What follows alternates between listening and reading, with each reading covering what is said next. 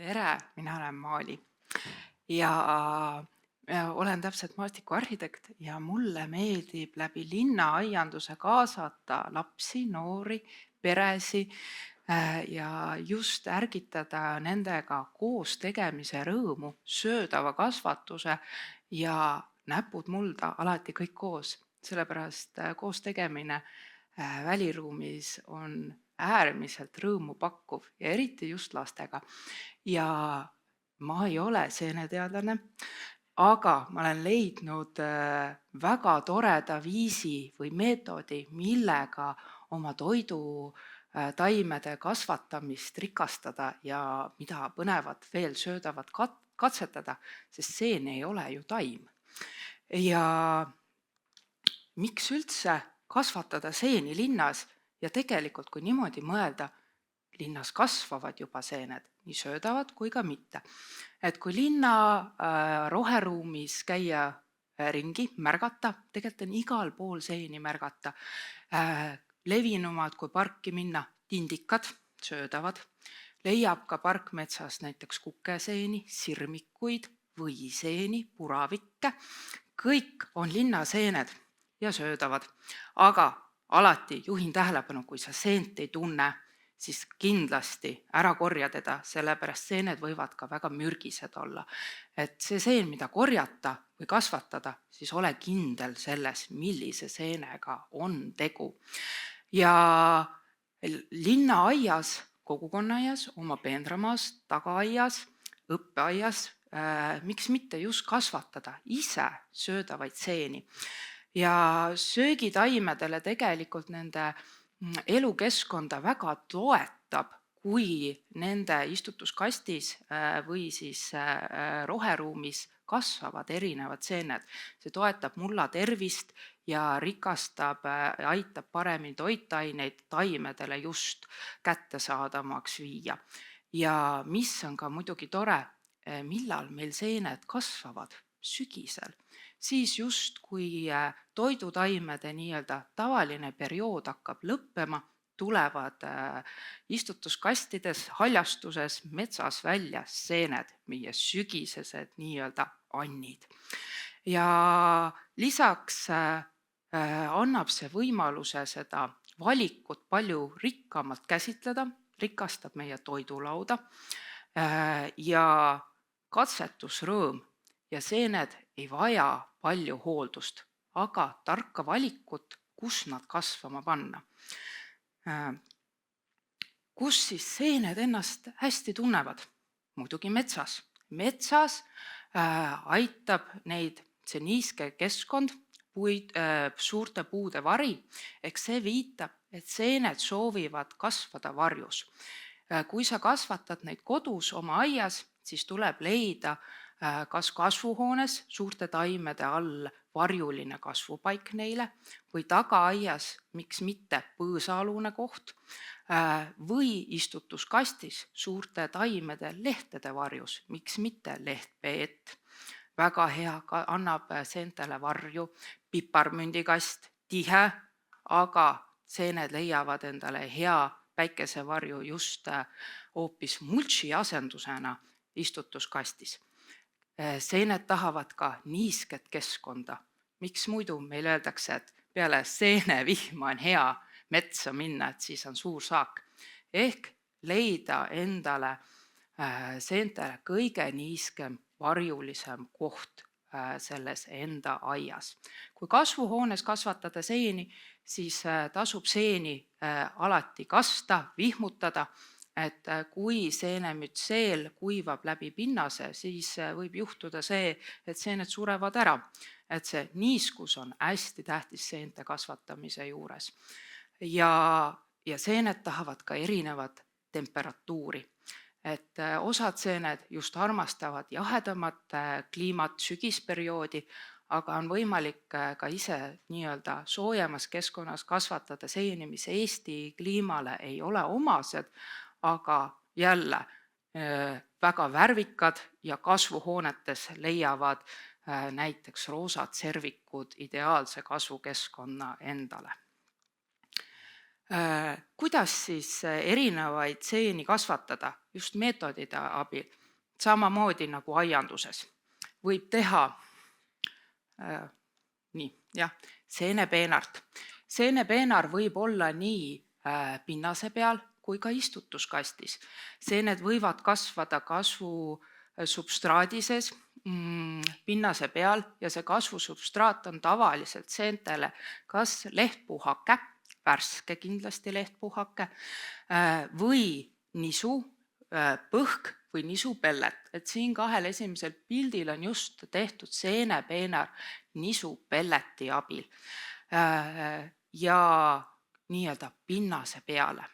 Aga samuti see seenepeenar võib täpselt oma toidutaimede all istutuskastis olla. Teisel viisil on võimalus kasvatada seeni paku peal. Millise paku peal? Lehtpuu paku peal.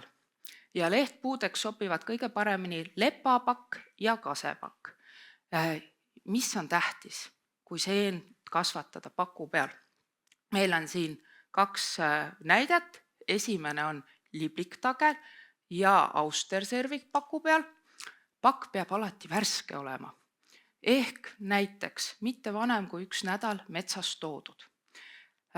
See puit, kus te selle paku võtate, ei tohi olla maha langenud ega teiste seente poolt juba kahjustatud. Ehk terve lehtpuunott, mis on värskelt langetatud. Ja 3. viis on erinevate konteinerite või siis pallide, põhupallide sees. Et näiteks siin 3. pilt on nisuhake, mis on pandud suure plastikkonteineri sisse, kuhu on tehtud külgedele väiksed augud. See nisuhake on nakatatud antud pildil roosa servikuga ja see servik kasvab selle konteineri sees. Kui kasvatada näiteks põhupallil, suure põhupallil täpselt samasuguse meetodiga, saab väga edukalt õues. Aga miks konteineris on tore plastikkonteineris kasvatada? Selle saab endale koju, tuppa, söögilauale, kraanikausi kõrvale, vannituppa näiteks tuua ja läbi aasta kasvatada. Näiteks minul kasvavad need samad konteinerid vannitoas vannis, üksteise otsas, niimoodi 3 torudes ja seen endiselt tahab ka toas, et ta oleks paras niiskus, ta ei taha otsesest päikesevalgust ja ma saan sellest, ma arvan, kuni kevadeni saaki. Et miks mitte? Aga ka edukalt nii-öelda saab köögilaua peal piserdamismeetodile, et hästi tähtis on kogu aeg seente kasvatamisel niiskuse olemasolu, et ükskõik mis meetodil ei tohi see mütseel läbi kuivada. Et mulle endale väga meeldib just kasvatada kas peendras siis istutuskastis või pinna peal seeni või siis konteinerites. Aga milliseid seeni üldse kasvatada? Tegelikult see valik on tohutu, aga mul on enda lemmikud tekkinud, sest mõnda seent on keerukam kasvatada, ta tahab hästi nii-öelda kontrollitud keskkonda, ta on õrn teiste seente suhtes ehk ta ei ole nii-öelda oma kasvustruktuurid tugev, sellepärast et austerservikud ja üldse servikud on väga hea, millega esmalt hakata katsetama. Ja esimesel pildil kohe on meil austerservik, järgmine tohutult ilus, kuldkollane on kuldservik ja 3. on roosa servik. Austerservikut võib meie looduses väga edukalt leida ka nii-öelda linnakeskkonnas. Alles hiljuti käisin Kadrioru kogukonna aed, kui te teate, kus on. Kõrval on Veelmanni kohvik ja seal on väike tühermaa taga, kus on mõned puunotid maha kukkunud. Kõndisin mööda ja vaatan, servikud kasvavad ise puunoti küljes. Ja täiesti ei ole keegi neid sinna läinud ise nii-öelda kasvatama, vaid nad on nii-öelda ise hakanud et kuskil niisketes keskkonnades jõe ääres maha kukkunud lehtpuu tüve peal võib väga edukalt leida austerservikut. Kuldservik on natukene, võiks öelda, pirtsakam preili meil. Sellepärast tema tahab, et tal oleks tuulevaikne koht. Talvel tuulte eest varjatud koht, ta ei taha külma saada ja teda võiks kasvatada just näiteks, miks mitte, kui sul on varjulisem kasvuhoones, et ta oleks talvel nii-öelda kaitstud kõikide külmade tuulte eest. Ja kolmandaks roosaservik. Tema meie keskkonnas niisama ei kasva, sest tema on külmaõrn.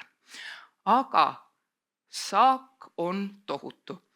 See aasta panime ka pelguaeda tomatikastidesse roosaserviku kasvama ja roosaservik tahab väga sooja kliimat, 20–30 kraadi ja niisket, et väga sobilik just kasvuhoonetesse ja kui temperatuur langeb alla 7 kraadi, siis tema mütseel hävineb. Ehk see on niisugune mõnus ühe suve protsess, mida näiteks kasvuhoones või konteineris just katsetada. Kolmandaks, mida siis võiks võtta teised 2 head näidet, mida siis istutuskastis peendras, kas pinnasel või tõstetud peendras kasvatada, on meil šampinjonid või siis hiidvärvikud. Et šampinjoni, ma arvan, kõik tunnevad ära, müüakse ka poes, aga hiidvärvik, mis tegelane see on? Inglise keeles vinecap võib-olla nii-öelda tuleb rohkem meelde, kui on kuskilt juhuslikult kuulnud. Aga mis on just hea selle hiidvärviku puhul? Tema kasvab mulla peal peendras ja tahab endale nii-öelda toiduks lisaks kas puiduhaket, nisu või nisupelletit. Ehk siis ideaalne koht just oma peendramaal, miks mitte kogukonna aias kasvatada, kas taimede vahel või oma käigurajade siis substraadi sees. Sellepärast käiguradasid on ju väga hea mulčida just värske puiduhakkega ja miks mitte panna see hiidvärvik sinna kasvama. Mis on tore katsetus šampinjoni kasvatada, aga šampinjonil on omad nii-öelda reeglid või nõudmised. Tema tahab saada hobuse sõnniku komposti koos nisuhakkega ja kogus peab päris suur olema. Ehk kõige mõistlikum või nutikam oleks teda kasvatada kompostris, kus on siis läbi kuumutatud siis fermenteerimise protsessi käigus just see kihtidena hobuse sõnnik ja nisuhake ja panna see šampinjon sinna kasvama. Šampinjone võib looduses samamoodi leida ja väga tihti just on seal šampinjonid, kus on hobused. Et hobuse karjamaadel jalutada söögikohtade lähedal, šampinjonid leiavad endale sinna tee. Ja siis üks väga kaunis seen on libliktagel, mis on siin all viimane. Ta näeb välja nagu lilleõis. Ta katab terve puidunoti ja ta kasvab siis lehtpuu noti peal alati ja võtab terve see maapinna pealne osa võimust, selline valge äär hallides toonides keskelt täiesti mustaks värvunud. Ja seda saab siis kasutada tee tegemiseks, kuivatada, purustada ja just toetab sinu immuunsussüsteemi. Kui teised kõik siis nendest valikutest võib samamoodi näiteks nagu kukeseent käsitleda, praadida, ei pea kupatama, siis just see libliktagel kuivatada, purustada ja tee tegemiseks. Mis on siis see seen, mida me korjame ja kuidas teda siis võib-olla nii-öelda meie söögitaimedega võrdsustada või ära tunda. Et tihtipeale tekib küsimus, et kas sa võid selle seene metsast endale murda või pead sa teda ära lõikama. Tegelikult tähtis on see, et seene alus on mütseel, mis on tema juurestik ja see seene viljakeha, mida meie tarbime, on tegelikult nagu seeneõis. Ehk siis juured jäävad kõik alles, sina nopid selle õie sealt ära ja võib ilusti murda, ei pea lõikama, aga tähtis on pigem võib-olla see, et kui sa seda seent endale sealt murrad, et sa tervet pinnast nii-öelda ümbert ära ei lõhuks, et võib-olla seda järgida. Ja seenemütseel, tegelikult see juurestik läheb 2, 3, 4 meetrit olenevalt seentest meie pinnase all ja see osa just, see lõpp-produkt, see õis on see, mida meie ootame ja tarbime söögiks. Ja siin on meil ühest töötoast Kopli 93, kui me tegime ja me siin panime just kasvama siis pakkude peale seened. Ma eeldan, ma arvan, et äkki siin võis austerservik või liblik-tagel olla ja värsked lepapakud ja kuidas siis seda seent üldse kasvama panna, on 2 viisil. Kas meil on ette nakatatud puidutüüblid, mis on siin, mis pannakse 10 sentimeetriste vahedega puidu sisse, lüüakse haamriga nii-öelda, kõigepealt puuritakse auk, pannakse tüübel ja täidetakse pealt nii-öelda kuuma vahaga, et jällegi see mütseel selle puidu sees ära ei kuivaks. Siis jäetakse see 1,5 kuni 2 kuud kilekoti sees pimedasse ruumi keldri valmima, et oodata, et üleni see pakk kattub mütseeliga, mis on valget värvi. Ja siis peale seda saab selle alles maha istutada ja seeni oodata. Et sihuke väga tore tegevus. Ja see oli siis puidutüüblid, mis on ette nakatatud mütseeliga. Nüüd ma võtsin kaasa, teine variant on nisu. Ette kasvatatud nisu, mis on kuumtöödeldud, niiske. Siia pannakse väike kogus vedel seenemütseeli sisse ja see üleni terve pakikene kattub sellise vastu, et siin on hiidvärvik sees, seenemütseeliga. See protsess võtab kuskil 1,5 jälle kuni 2 kuud aega ja peale seda saab siis võtta selle nisu peal kasvatatud seenemütseeli ja siis külvata endale aeda peenrasse. Nii.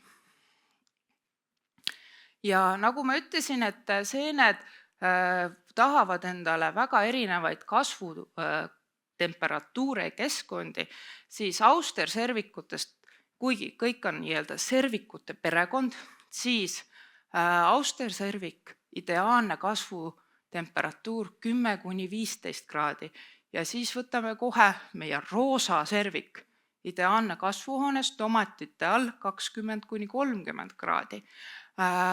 Šampinjonid jälle tulevad välja, kui on jahedamad ilmad, 15 kuni 20 kraadi ja libliktagelad, nemad minu meelest tegelikult kasvavad aastaringselt, et see puidupakk on kevadest kuni suveni, isegi kui meil on täiesti suvekuumus, need seened kasvavad. Ja hiidvärvik, talle meeldib meie Eestimaa kliima väga, et kui ta on leidnud selle sobiva koha, ta mütseel on pinna sees piisavalt kasvama hakanud, siis kuskil isegi vahest juuli alguses kuni oktoobrini on neid seeni leida oma istutuskastilt väga palju. Ja kaua need seened siis kasvavad elueast? Mõned pikemalt ja teised lühemalt. Kui me kasvatame, näiteks siin on, mida töötoas lastega kogukonnaaias on väga tore teha, neid seenekonteinereid, siis selle seenekonteineri eluiga on kuskil 2 kuni 3, 4 kuud. Ehk see mütseel sööb selle põhu seest endale toitained kõik ära ja siis peale seda tal toit saab otsa selle konteineri sees ja siis ta enam meile nii-öelda seeneõisi ehk seda viljakeha ei kasvata. Aga puidupaku peal, kui austerservikut kasvatada, 3–5 aastat, sest sellest puidupakust ta saab päris pikalt endale toitaineid, ennem kui ta selle puidupaku ära lagundab ja tal ei ole sealt enam midagi võtta. Kui teha siis seenepeenart istutuskastis või siis mulla peal, vastavalt kui hästi on niiskuskeskkond selles peendras tagatud 2–5–7 aastat, aga tähtis on see, et tal ei saa otsa see toit, mis on siis kas iga aastal lisada nisupelletit, nisuhaket, värsket lehtpuuhaket või siis hobusesõnnikut näiteks šampinjonide puhul, et kogu aeg sa pead talle hooajaliselt andma uut toitu, nii kaua kui tal toitu on ja talle keskkond sobib, nii kaua ta seal kasvab. Ja tähtis on muidugi, et ta ära ei kuivaks. Ja hiidvärvik täpselt kasvab mullal vähe tuntud, aga mina soovitaks just oma linnaaedades katsetada hiidvärvikuga. Aga mis siis seentega on? Tähtis on see, et sa paned nad kasvama sinna, kus sa neid märkad. Sellepärast, et näiteks 3–4 päevaga võib väike austerservik välja tulla ja 5 päeva pärast teda enam nii-öelda ei ole, ta on juba oma eluea lõppu jõudnud. Ja hiidvärvikud näiteks samamoodi meeldivad putukatele, ussikestele, et kindlasti, kui sa valid selle kasvukoha, sa ei tohi neid unustada, sellepärast et seen võib 2 päevaga väiksest seenest oma nii-öelda lõppfaasi väga kiirelt kasvada, et alati pane sinna, kus sa ta üles leiad. Ja meie oleme kogukonnaaedades ja ka õppeaedades päris palju töötubasid teinud koos siis just lastega või siis kogukonnaaednikega. Et väga tore asi, mida ühiselt teha. Et siin on meil pildid üleval selle aasta Vääniku-Prääniku seenetöötoast, samuti tegime Pelguaias seenetöötuba ja kus me veel tegime? Põhjala-aias täpselt ja väga tore pilt just, kus ma ütlesin, et roosa servik, alumine pilt, vaadake milline värv. Alguses ta tuleb heleroosa, siis ta muutub peaaegu nagu fuks ja karva ja siis läheb tagasi heleroosaks. Et äärmiselt nagu põnev variatsioon ja millal just seda seent korjata, kohe kui tal on nii-öelda saavutanud oma kasvu, ära lase seent vanaks minna, et ma ootan veel, äkki kasvab veel, pigem korja ära, äkki orav jõuab ette, oravatele ka seened väga meeldivad linnaaias kindlasti ja kõik teod ja ussikesed ka kindlasti. Et pigem kui sa vaatad, hea, värske seen, korjada kindlasti ära, sellepärast järgmine nädal on sul juba alati uued seened kastis. Ja täpselt, kas me lähme metsa koos seenele, aga miks mitte hoopis minna oma linnaaeda seenele või õppeaeda seenele koos lastega. Nii et mina tänan